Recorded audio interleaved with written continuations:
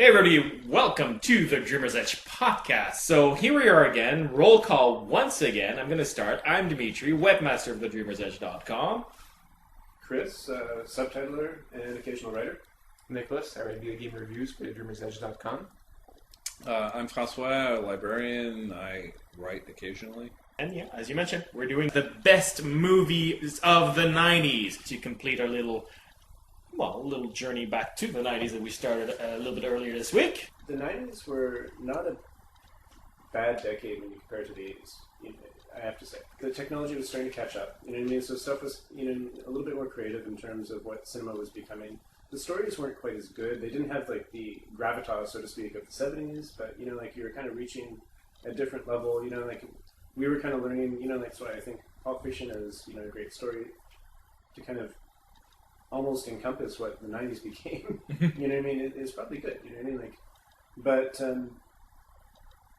it really was, the kind of that decade where I started to learn how to read a movie in a way, you know what I mean? And it's just by virtue of my age, you know what I mean? But it's just it was also probably a good time to do it because it gave you the tools to understand the good stuff that came before and also the pacing in terms of the cuts to kind of have the patience for the stuff that came after, which I think a lot of people who are a little bit older than us sometimes don't have in terms of, just edit style and everything.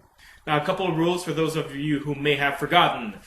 We have to have seen the movie, so don't bother writing us and say, you guys are on crack, this movie's better. If we haven't seen it, what you gonna do? Having said that, if you do think there's a movie that's better and you just want to share it, by all means, please do. Just don't say we're on crack.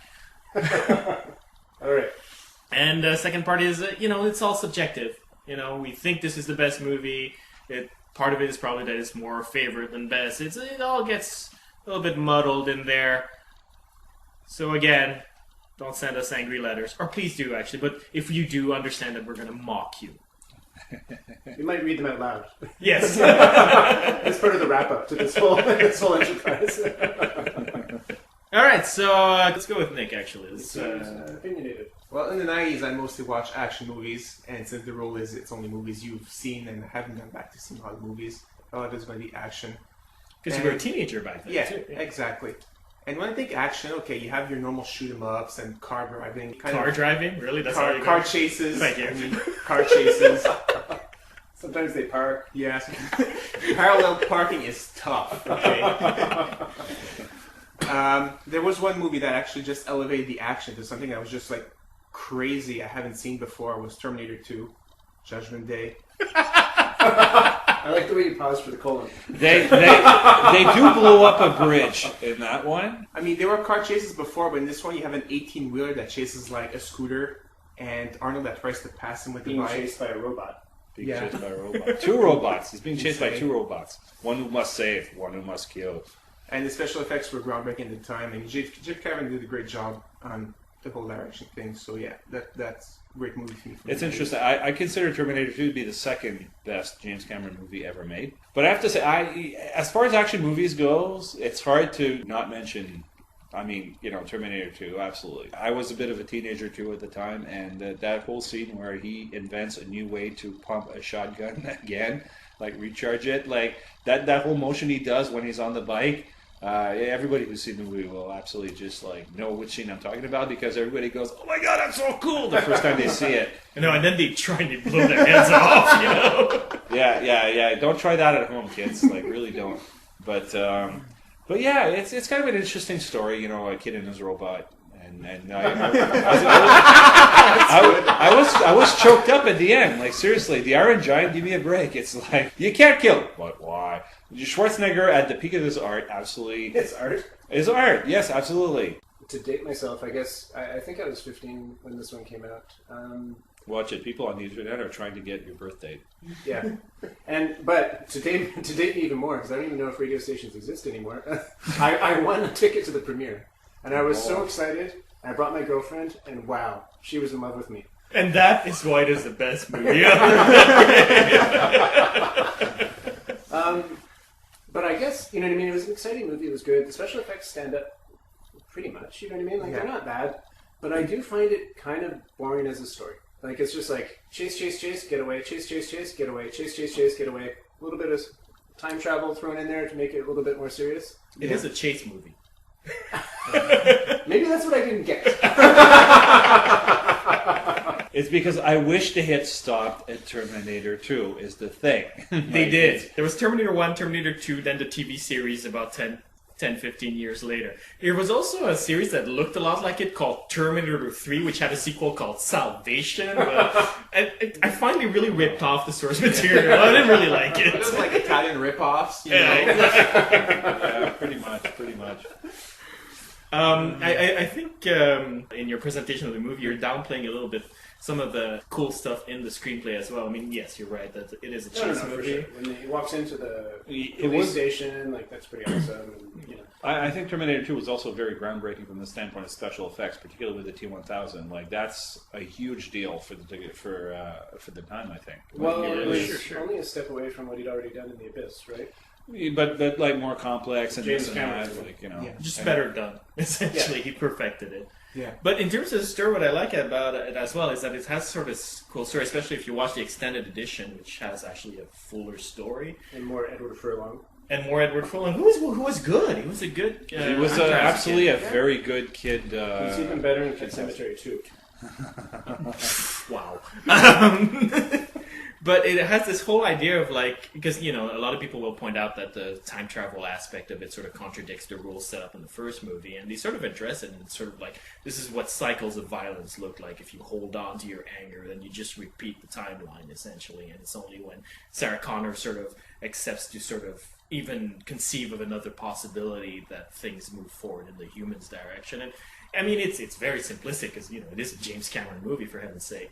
But I watched it when I was, you know, in my very, very early teens, and at the time, it really registered with me, and I think I was the target audience, so I think it's just at the right level. Absolutely. Number 2. Well, again, following that, you watch other action movies, but that, you know, through the 90s, there was nothing that elevated the action as much as Terminator had done compared to other movies before, in my case. Until, like, the end, 99, when somebody really suggested I watch The Matrix. And I actually saw, wow, this actually makes action cool again. It's not just, you know, the boring same old again. It actually changes the whole thing again. And yeah, and Matrix, at the end of the first movies, there were, again, noise about maybe sequels they wanted to do, but I think that died on the drawing board. But just the first movie was perfectly fine. The Matrix was my most powerful movie experience ever, and, like, I'm just throwing it in. I went to see it on opening Friday before all the buzz, and they had the second Star Wars trailer for Phantom Menace on. At that point, we had not known yet that, like, Star Wars: The Phantom Menace was going to be the most horrible movie ever made. No. Yeah, kind of. That's episode 2. But I have to say that going into a theater and having people cheer and clap at a trailer, almost like a standing ovation, and then to be shown The Matrix again before the buzz started, like, really picking up, and having, like, seriously, my mind blown, just like, oh my god, like, that was pretty intense. So I have to say, yeah, it's a very, very cool experience. No, my experience was not quite as awesome, but when I left, I did feel like jaywalking. In slow motion? Suffice it to say, I was energized. No, but it worked well in that, you know, in that those sequels that didn't quite happen wouldn't have worked, because you went into expecting more of the same, and you couldn't quite get to that level of, like, it kind of just surprised you. It came out of nowhere. Maybe it was, you know, if you'd read science fiction, you kind of knew these worlds, but it was really well done, and there's a couple scenes in it, you know, that are just, in terms of like cinema and just like the way they showed and not told, was really well done. The way they kind of, and suddenly you understood the world in just a really excellent economy of just visual information, and I really appreciated that from the storyline, because it's just like it really pulled you through, and it's just like it felt like you were watching the story, but also seeing almost like the cartoon storyboards animated really well, you know, in the same way, you know what I mean, in the way that they might have not been able to do even like 3 or 4 years before, you know what I mean? That's true. And it was great. I enjoyed it. You know? If I'm not mistaken, that movie came out right around the same time as Fight Club, right? Yeah. Yeah, and I find they're the perfect combo to watch together, because Fight Club tells you why your current life and reality is oppressive. And The Matrix, if you watch it right after, which I think I watched it like a week later, provides you with the perfect fantasy to escape that oppressive life, you know? And from that on, like, what's great about The Matrix is it is that fantasy is so perfect. Because I went on as a kid, like, you know, wishing that I could kung fu fight people or like sneak with my Wolverine claws everybody who pisses me off. The moment I watched The Matrix, whenever somebody called me a racial slur or cut me off on the road and everything, suddenly I was bullet timing the crap out of them in my head. You know? I think that one of the reasons it works so well is that it's the perfect application of the hero's journey, like, you know, the Joseph Campbell archetype. The previous incarnation would have been Star Wars. This one just follows it down pat so well that, yeah, I guess, I don't know, in a sense you can't help but, you know, reacting to it. It's just he throws in some kung fu and, you know, awesome it's machine a fairy gun. tale. You know what I mean? Like Exactly. You're brought through, like, you understand the story, but Exactly. they add another layer to it, and you understand it because you already understood it before. Yeah. You know what I mean? And it keeps bringing you into a couple different levels, and then you're just swept along by the violence. Absolutely. Having said that, you can drive a truck through the plot holes in that thing. Like, it is not a perfect screenplay. No, by no means. Of course not. Well, you know, I personally thought that Keanu Reeves was, like, you know, seriously cheated out of an Oscar, but Yeah, completely. what can you say? But he knows kung fu. Whoa. Alright, your number one pick for best movie of the 90s? Other action movie. No, I'm kidding. Really? No, I'm not only an action movie person. I also enjoy other types of movies, and I like history, especially World War I and II history. Really enjoyed the movie when I saw it, Schindler's List. Very artsy, very well made. Ending kind of a little weak there, but the rest of the movie I was like drawn through. You know, it's a very long movie, and it felt like 20 minutes to me just watching the whole thing. Yeah, those are three really good picks that you have, I think. And yeah, Schindler's List, the bit with the little girl in red, where you get to follow her through subplots and things in the background, is so effective. It had me bawling my eyes out when I saw the movie. And who is it? Ralph Fiennes? Is that- Yeah. His performance was unbelievable. It was really, like, brilliant. You know, it's still, when I think of that movie, I only think of him. You know? Pretty much. Like, I mean, Liam Neeson though was very good. Ben Kingsley, like I actually think of them, but Ray Fiennes is unavoidable. But yeah, no, that's a good choice. It's not a movie I willingly kind of like just pop in and start watching. My God, I have to popcorn. say, yeah. Just, It's movie night tonight, Schindler's List. like back to back with what? You know, Matrix. Maybe I'll watch all three of your favorites. Now I have to experience that. I'm going to try the Matrix followed by Schindler's List, see what happens. But I'm trying to identify what made Schindler's List so great, and it's just on a, you know, really concrete terms. And I think one of the things about it is that Spielberg wisely did not sort of Hollywoodize the story, did not create extra subplots to create personal drama on it. He knew did add in that little coda at the end with like the actual survivors going to the grave, right? Mm-hmm. Yeah, and I wonder if that was necessary. Yeah, the ending is, I think, the weakest part of the movie, definitely. Yeah. Also, the bit where he sort of identifies what he's wearing and sort of calculates their worth. And I'm trying to stay vague for those people who haven't seen the movie, but that was a little bit heavy-handed. Yeah. But having said that, it's sort of like he didn't add a love interest, or, you know, like the sort of thing that you usually find in biopics or in to give you that, movies. you know, now the movie's easy to watch. You know, Life is Beautiful. Yeah. He kept the movie really difficult to watch and trusted that, you know, his filmmaking techniques and also just how compelling the historical story is Yeah. would keep you interested. He actually expected the audience to actually care about history, which I think and is... he went into it having done a fair amount of research. You know what I mean? Like, he knew this stuff. You know what I mean? And he treated the material, I can only say faithfully, I don't know it, you know what I mean? But he didn't, like you said, he didn't over-dramatize it. Like, you're right. Like, it was pretty damn dramatic. I would totally see Schindler, you know, pursuing, you know, a woman that doesn't like him while trying to save the Jews. That would have been just bad. Yeah, that would have been awful. Yeah. So Dimitri, what are your picks? Okay, my picks. I will start with something a little bit offbeat. And my number 3 pick for best movie of the 90s is the same logic as the idea of Pulp Fiction, for example, changing cinema. I'm picking Wes Craven's Scream from 1996, self-referential slasher movie at a time where instead of self-referentialism, it was self-parody that was killing the horror genre. And he sort of just revived the slasher back at it at a time where it was just drowning in sequels and made it fresh and exciting. And more than that, he made it mainstream, which the slasher genre was never before then. Yeah, the slasher genre was just something you kind of like rented and watched in a basement with a group of friends. Yeah. That's what I did. Yeah, pretty much. It was pitched at 15 to 16-year-olds, and then by the time they got older, they did not watch that stuff anymore. Yeah. And absolutely, it's interesting because very rarely are movies referred to almost by their opening scenes, and I think Scream, everybody just thinks Drew Barrymore, screaming and dropping the cell phone, and it made an impact the first time I saw it. Absolutely. Yeah, that scene I think is the best scene in the movie, which has full of really great scenes, but that one, and it's almost like a perfect little mini movie in itself. That opening scene, and it was sort of like almost like this is how you do suspense. This is how you do a thriller. Yeah, it's like all you directors out there, here's a little tutorial. I think it really rates up there. Actually, it's really like Psycho, and and how Hitchcock did the unthinkable, which is to kill his leading lady halfway through the movie, which is something that had never been done. And to think that, okay, I'm going to cast Drew Barrymore as, pretty much a big actress at the time. She was a producer of the movie on top of it. They basically, he kills her off in the opening 5 minutes. In retrospect, you think, holy crap, that hadn't been done before, really. So that was kind of an interesting thing, and certainly sets the tone for the rest of the movie. And I like the fact that it really plays on this whole notion of the rules of a slasher movie, and then breaking those rules, and then it's interesting.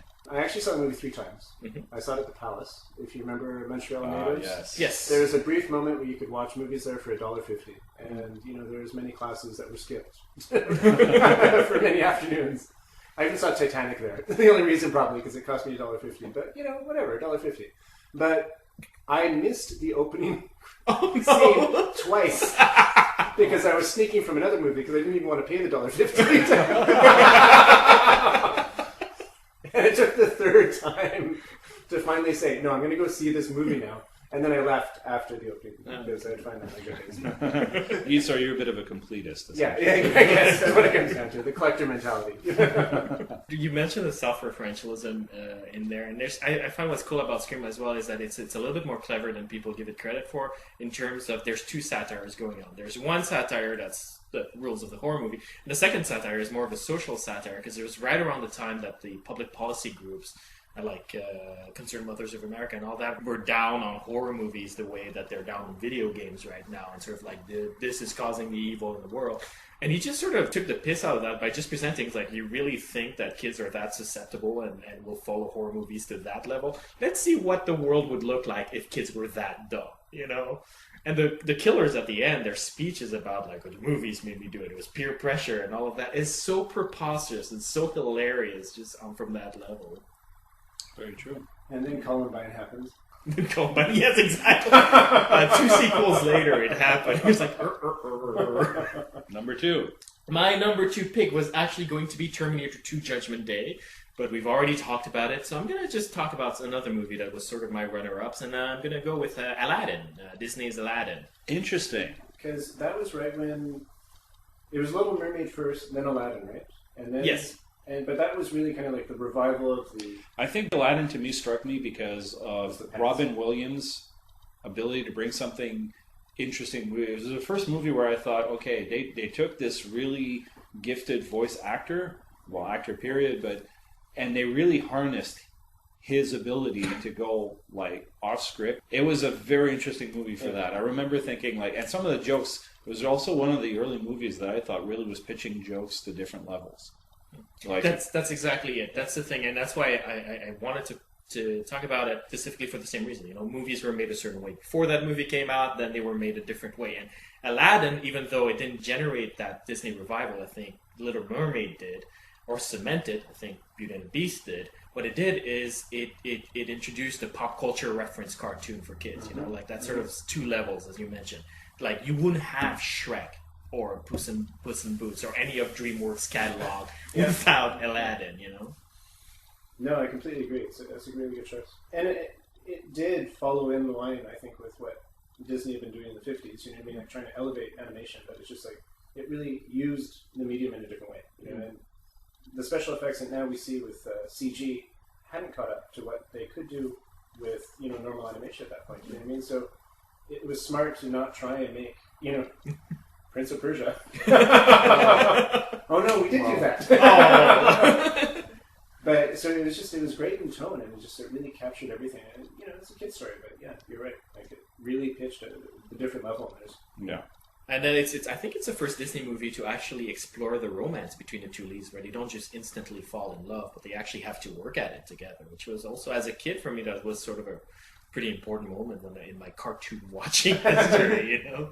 It's like, oh, I actually have to work at it to get the girl. I thought they just look at me. Yeah, exactly. And my number one pick was going to be Pulp Fiction. And that's the problem when you go last, everybody takes your risk. So I'm going to talk about another runner-up, which is something more of a personal choice than actually best of. I think I might as well just talk about Magnolia, 1999 Tom Cruise movie with by P.T. Anderson. It's got that girl in there. P.T. Anderson. What's her name? Julianne Moore, which I really like. She's hot, especially Sarah Palin. I know. I like that movie. Cool. I do actually. I did enjoy that movie. I thought the premise was kind of interesting, a little flimsy at first, but the performances. You know what? Like I'm just gonna go out and admit it. Like a lot of people like hark on Tom Cruise and say he's a bad actor. Say what you want. He's really got a couple of really incredibly solid performances that really challenge this notion that he's like a lame actor, and Magnolia's has absolutely one of his best performances. He is really just awesome in that movie. He blew me away. Once again, you nail it. Because again, I always talk about how, you know, one day the movies are made one way and then the movies are made another way. Well, you know, before I used to think Tom Cruise sucked. And then I saw this movie and I was like, hey, yeah, I might watch a Tom Cruise movie. Like, that was a turning point for me. Well, it's watching this movie you realize, like, oh, maybe Tom Cruise isn't a leading man. Maybe he should be a bit actor. Yeah, that's true. And he's actually really good at it because he throws himself into it. You know, and he's great. There's a few movies where he's kind of just shown up as, like, little smaller parts. You know what I mean? But yeah. You're thinking of Tropic Thunder, aren't you? I'm thinking of Tropic Thunder. Everybody was thinking of Tropic Thunder. But it was what I was kind of hoping. It was like the new Mission Impossible. I was hoping he was going to distance himself from the foreground, but he didn't. You know what I mean? But nonetheless, you know what I mean? Like, Magnolia was great. Philip Seymour Hoffman's always good. Yes. He's good. Yeah, absolutely. And Julianne Moore was hot. So what else can you say? I love the music in that movie, though. It's John Bryan wrote the score with Fiona Apple, of all people. Really? Yeah. And she's hot. And the music and the songs were written by Amy Mann. On top of this, like sort of like three people that I absolutely love their music to begin with, all working together in a movie that's practically a 3-hour music video. Yeah. And yeah, I love that movie. It should not be on this list because it's my favorite movie, not the best movie, but everybody took my choices, so there you go. So we've learned a little bit more about you. Okay, well, remind them that he was in it. John Woo. We have to talk about John Woo. You're right. We have to talk about John Woo. John who? John Woo. I just really want to make that joke. And that concludes our episode. Right. So if you want to comment, you can post your comment at thedreamersedge.com. Just click on the episode title. Otherwise, you can also mail us at mail@thedreamersedge.com. And that concludes our episode on a very peculiar note.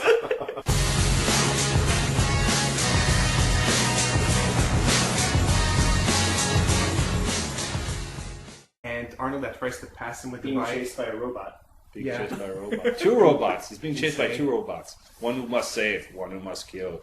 And the special effects were groundbreaking at the time. And Jim Cameron did a great job on the whole direction thing. So yeah, that's a great movie for me. It's interesting. I consider Terminator 2 to be the second best James Cameron movie ever made. But I have to say, as far as action movies goes, it's hard to not mention.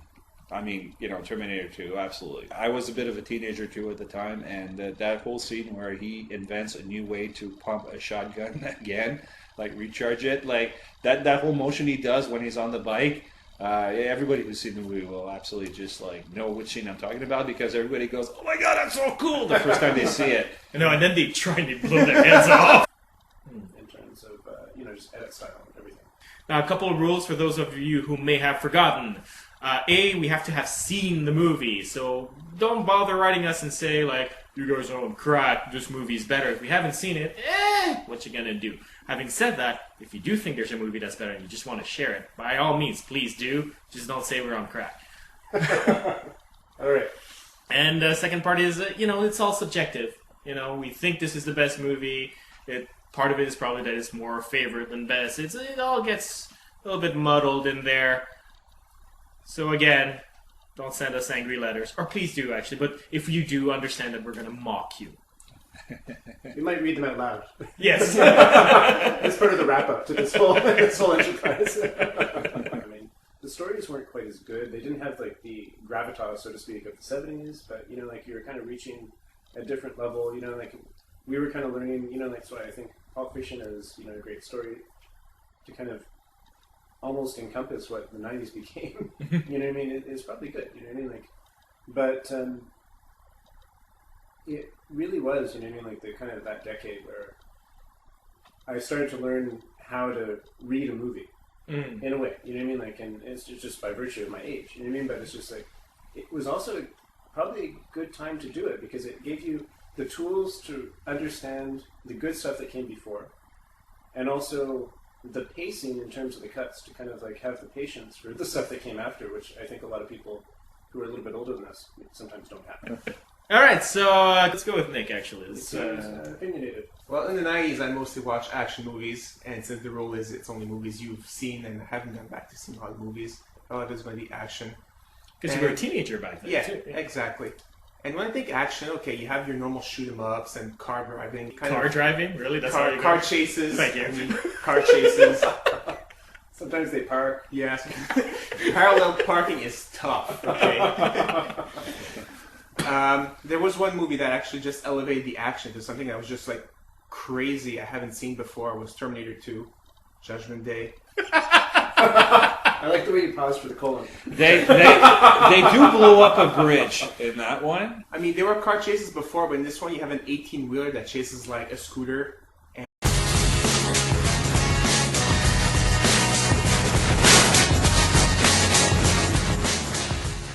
Hey everybody, welcome to the Dreamer's Edge podcast. So here we are again, roll call once again. I'm going to start. I'm Dimitri, webmaster of thedreamersedge.com. Chris, subtitler and occasional writer. Nicholas, I write video game reviews for thedreamersedge.com. I'm Francois, a librarian. I write occasionally. And yeah, as you mentioned, we're doing the best movies of the 90s to complete our little journey back to the 90s that we started a little bit earlier this week. The 90s were not a bad decade when you compare it to the 80s, I have to say. The technology was starting to catch up, you know what I mean? So stuff was, a little bit more creative in terms of what cinema was becoming.